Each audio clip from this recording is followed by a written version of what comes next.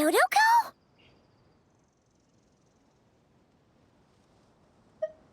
No! There really is a Dodoko over there! And it looks just like... It looks like Barbaloth! Oh my, what a coincidence this is. Traveler? Paimon? Why is there something so fishy about hearing such a powerful fortune teller use the word coincidence? Perhaps, but it's no lie. This truly is a pleasant surprise. As a descender from beyond this world, the traveler's fate is not anchored in Tevat. Hence why most fortune tellers, including myself, are unable to predict your future. Hence why most fortune tellers, including myself, are unable to predict your future. But happily, this particular coincidence couldn't have been any more fortuitous. I recently happened to glimpse a peculiar omen. And since I had some free time, I decided to perform a brief divination and follow the omen's course. Just for a spot of fun, you understand. Oh yes, and while I was following this omen, I caught a few ethereal threads of fate and glimpsed the faces of their owners. Here, take a look for yourselves.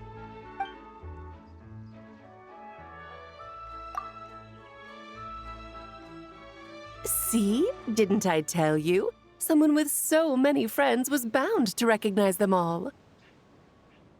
Hi, you two. It's been a while, hasn't it? I thought I'd lend a hand with Barbie's divination. Indeed, if Alice hadn't insisted, I'd have treated these names as minor variables and discarded them from the divination. But then you would have missed out on this fun little excursion, wouldn't you? Besides, as mages, we couldn't possibly disappoint the little cuties involved in the prophecy now, could we? It's the dream of every child to receive wonderful gifts, go on grand undertakings, and watch mysterious prophecies unfold. Which is all to say, we simply had to see this one through. And there's no point arguing with Alice. Anyway, if I can gather these minor variables together, I should be able to adjust my divination. So here I am, seeking them out, and if possible, offering them a little fortune-telling. I don't have time to go around divining things like that, but I'm sure it won't be long. Is that why you've set up this stall? So you can sit and wait for them to arrive? Don't worry, I'm not just sitting around twiddling my thumbs. This Dodoko is simply a stand-in. I'm still working on my research. That's right. And I installed sensors on Barbie's Dodoko. As soon as the right person shows up, she'll receive an instant notification. And Dodoko will give a happy little wiggle to make sure our visitors are drawn on in. What are you doing back here? Take your arm off that. You'll knock my scryglass onto the floor. And hold that cup steady. I don't want you spilling hot chocolate on my manuscripts. All right, keep your hat on. Just 1 second. There you go, Barbie. This one's yours. I hardly put any sugar in it, I promise. When you say hardly any sugar, I can't help but feel like we're not speaking the same language. Back to business. After we followed up on Barbie's divination, I was hoping to gather everyone up, everyone involved, that is, and throw a huge party. I've even decided how we can send out the invitations. Don't worry, I've already picked out the most beautiful birds available. Picture it.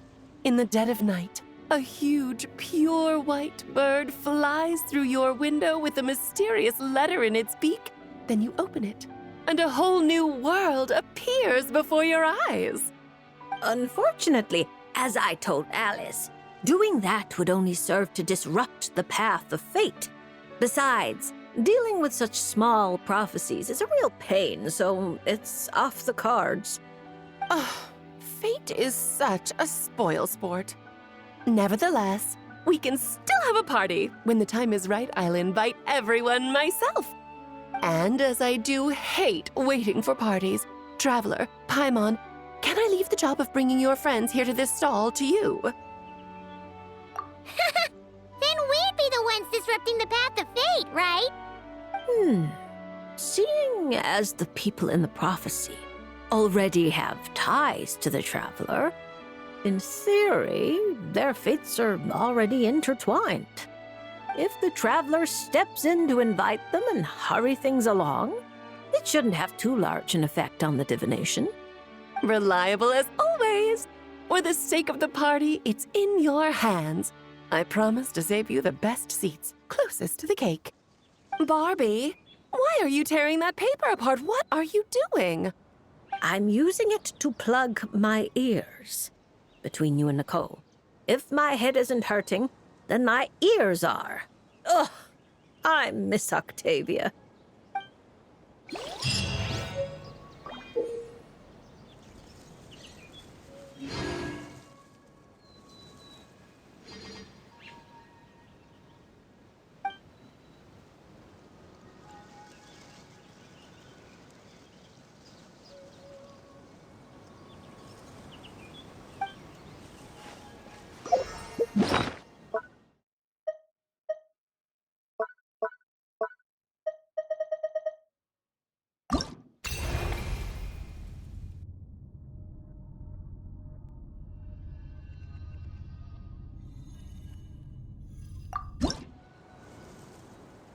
Hello there, Lady Trismegistus. Oh, such perfect pronunciation. I can only assume we share a friend. A certain Miss Columbina recommended your services.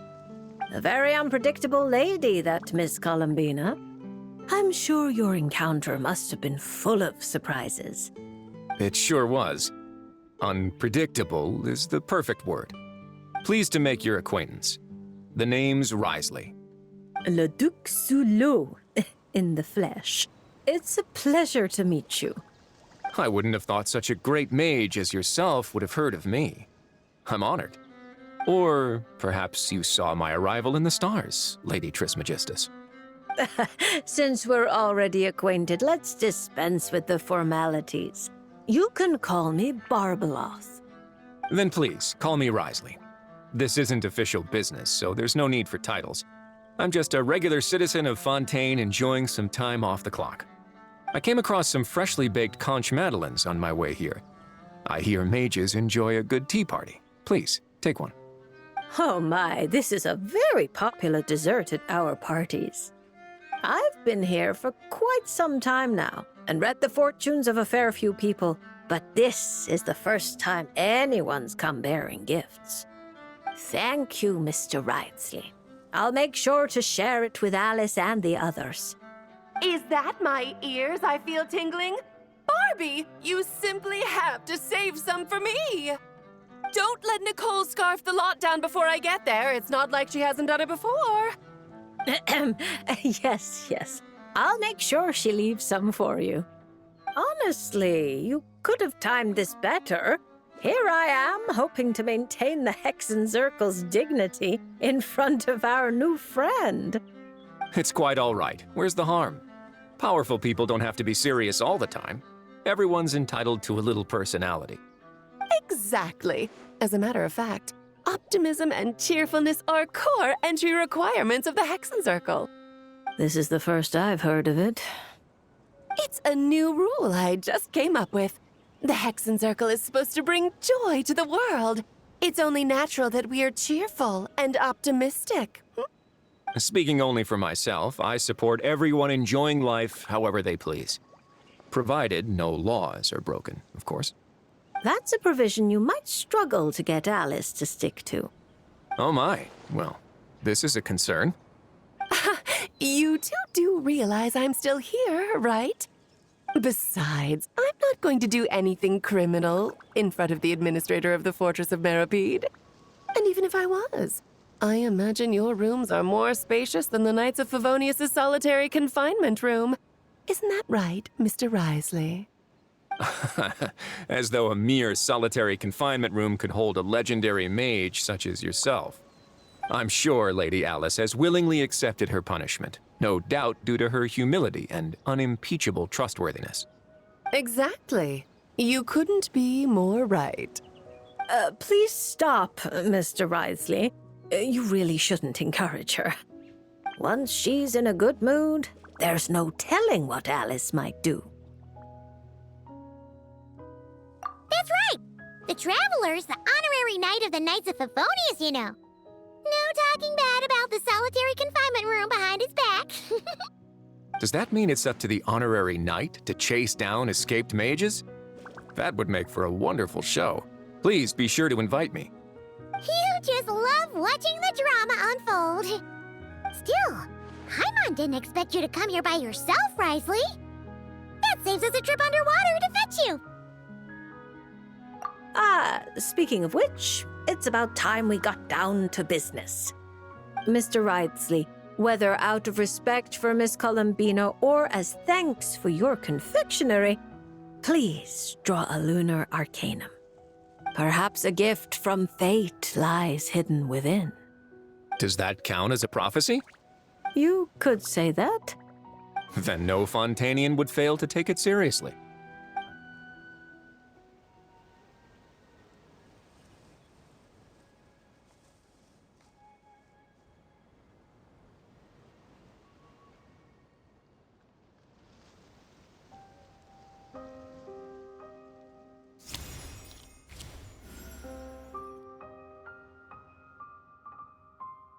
I'm not too familiar with these cards.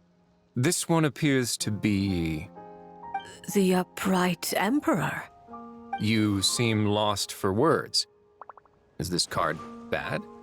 There's no need to worry. I can handle whatever you tell me. Quite the opposite. This card signifies eternal dominion and unshakable authority. If this represents your future, then you have already reached your destination. But your fate keeps rolling forward, forever changing, which can only mean... Perhaps it's not the person who changes, but their environment? At least for now, such a tendency does seem to exist. Then I guess I can be a bit more confident in my intuition from now on. I previously visited Nodcry on official business and gained quite a bit of insight. Since then, I can't help but keep an eye on the local news. Then one night, as I was gazing at an unusually bright moon, I found myself thinking that the world is changing. The world is constantly changing. But with the introduction of such huge variables, we must all be prepared to face the unknown. That said, judging by the card you picked, you shouldn't have much to worry about. No matter how your environment changes, you have the means to either adapt or resist. Such wonderful news. Looks like I didn't take that punch for nothing. As a matter of curiosity, I have a somewhat presumptuous question to ask. I hope you don't mind. How sly. You're deliberately trying to pique our curiosity, Mr. Risley. Now we have no choice but to insist that you ask. Then permit me to be frank. I've always wondered, how exactly does a prophecy ensure its own fulfillment? Take me, for example. My reading says I'll remain stable. But what if, after hearing this prophecy, a sudden rebellious urge takes hold and I immediately do something impulsive? What would happen then? For example, what if... Sure, let's go with that. Are you really dragging that back up again? Oh. No, don't you even... What a happy coincidence. I just so happen to know a very skilled explosives expert. I can't recommend her highly enough. But then the honorary knight will surely act as her guardian, stepping in at the critical moment to stop anything bad from happening. And that is how the prophecy is fulfilled. She sounds like quite the destructive force. Huh? Are we talking about Klee? Risley probably doesn't know that Klee is Alice's daughter, right? Well, actually, I think you'll find her full title is Daughter of the Great Adventurer of the Realms, Dodo King, Defender of Old Mondstadt. We don't have time for all that. Fine. She's the most adorable child of Alice, the Dodo King, the veritable Spark Knight, Klee. Honestly, we really should go back to my original plan and throw a fabulous party for everyone, where I can introduce you all properly. That way, when Klee goes to Fontaine, she'll have plenty of new friends to drink tea with.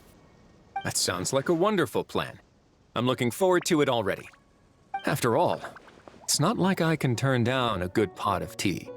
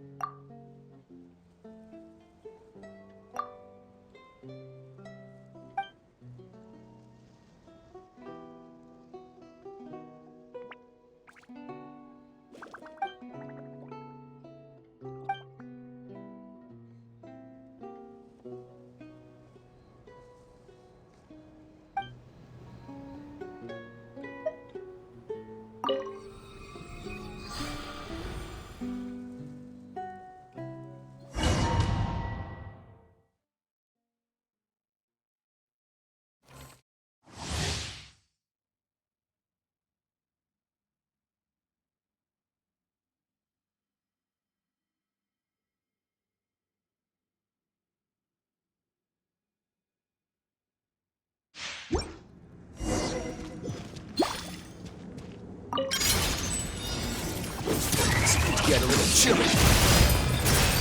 On the way now. Wings of darkness, come, sever night from day. No rest for the...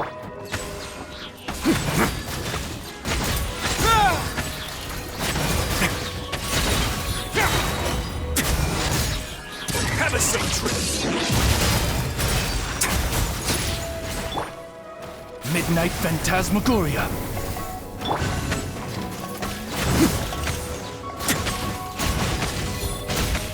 A moment, please. Stay clear. Face your guilt. Shadow Raven, let night fall.